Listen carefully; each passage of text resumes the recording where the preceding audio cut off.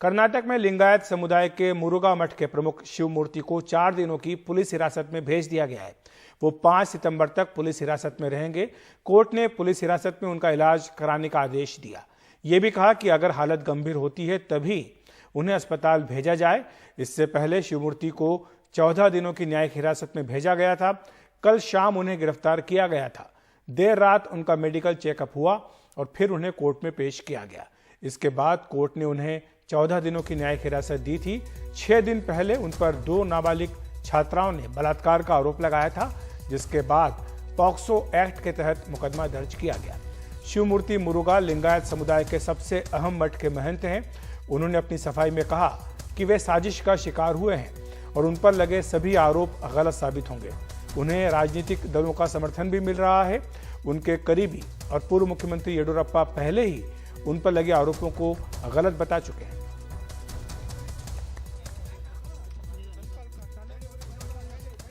Today we have arrested Muruga Math Asir in his POCSO case, and no, except Muruga Shri, we have no arrested nobody, and one second accused is being questioned. She is in our custody.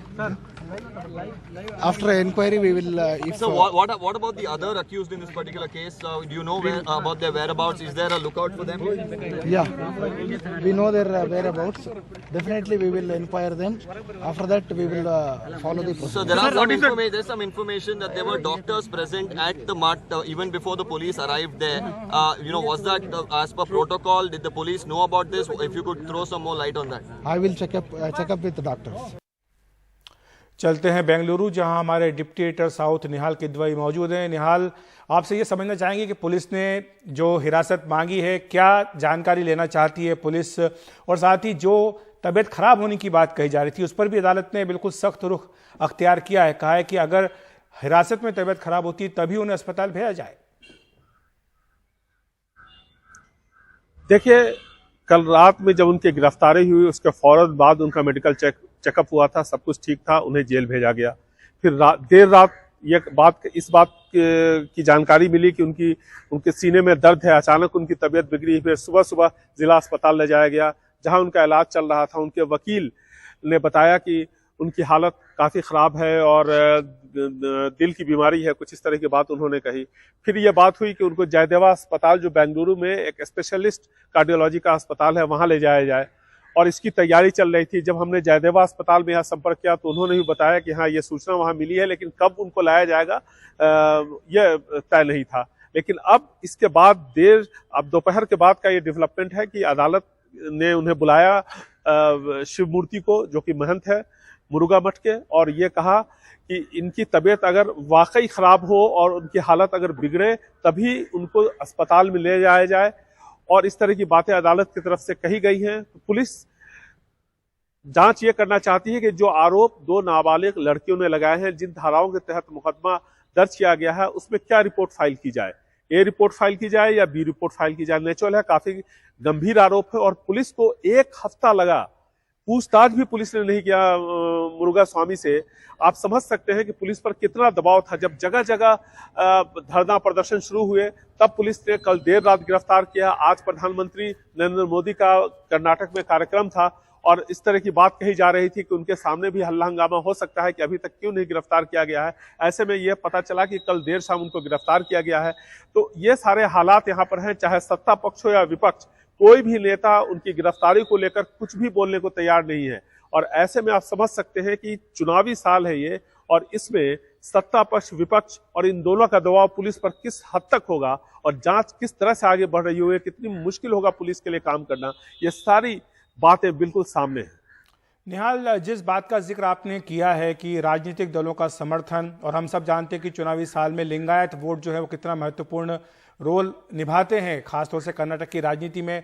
आपने बताया कि राहुल गांधी से भी उनकी मुलाकात हुई थी, येडियुरप्पा ने उनके समर्थन में बयान दिया है। तो ऐसा लगता है कि सभी पार्टियों में, सभी नेताओं में उनका असर है। तो ये कितना हद तक भूमिका निभाएगा जांच में, पुलिस की जांच में, और जबकि मामला अदालत में जा चुका है तो ऐसे में कितनी दिक्कत आएगी इन्हें? देखिए, येडियुरप्पा के करीबी हैं और आप भी अखिलेश जी जानते हैं, लहर सिंह, जो कि अब बीजेपी के सांसद हैं, उन्होंने आज से 3 दिन पहले एक पत्र लिखा। येडियुरप्पा जी ने समर्थन किया स्वामी जी का और यह कहा कि जो भी मुरुगा स्वामी पे आरोप लगे हैं वो निराधार साबित होंगे। लेकिन इसके फौरन बाद येडियुरप्पा के जो सबसे भरोसेमंद हैं, जिनको सबसे बड़ा सिपासलार माना जाता है येडियुरप्पा का, लहर सिंह जो कि अब बीजेपी के सांसद है, उन्होंने एक पत्र लिखा और कहा कि अगर इस मामले की निष्पक्ष जांच होनी है तो ये जांच बाहर होनी चाहिए, ट्रायल बाहर होना चाहिए।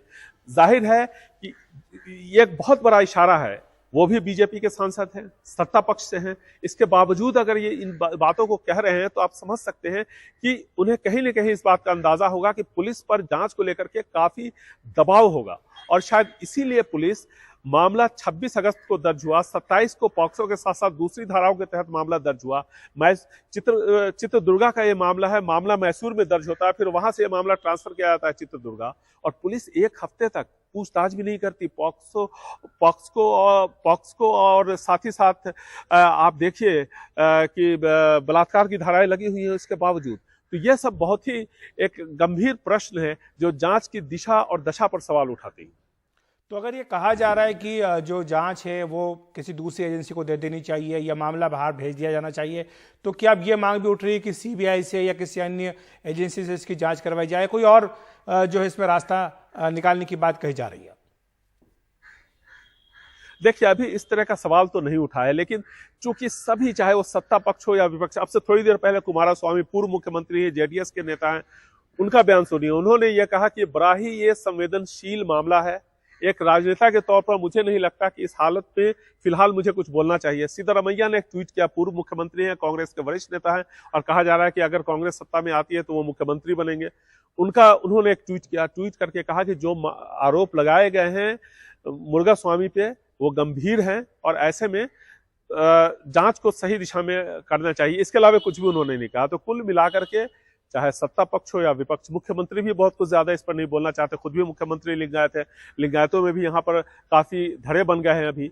तो आप ये कह सकते हैं कि दबाव हर तरफ से है। कोई भी, क्योंकि लिंगायतों का जो ये मठ है, मुरुगा मठ, बहुत ही प्रभावशाली मठ है, 12वीं सदी का ये मठ है और ये इसके 20वें महंत है और इनका एक अपना एक व्यक्तित्व है, काफी प्रभाव समाज पे है, खास करके लिंगायत समाज पर।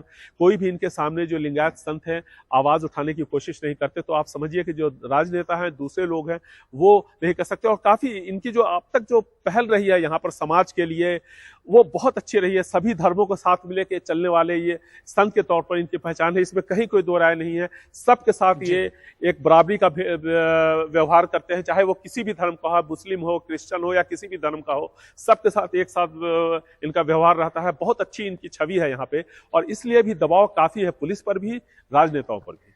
शुक्रिया आपका निहाल इस तमाम जानकारी के लिए।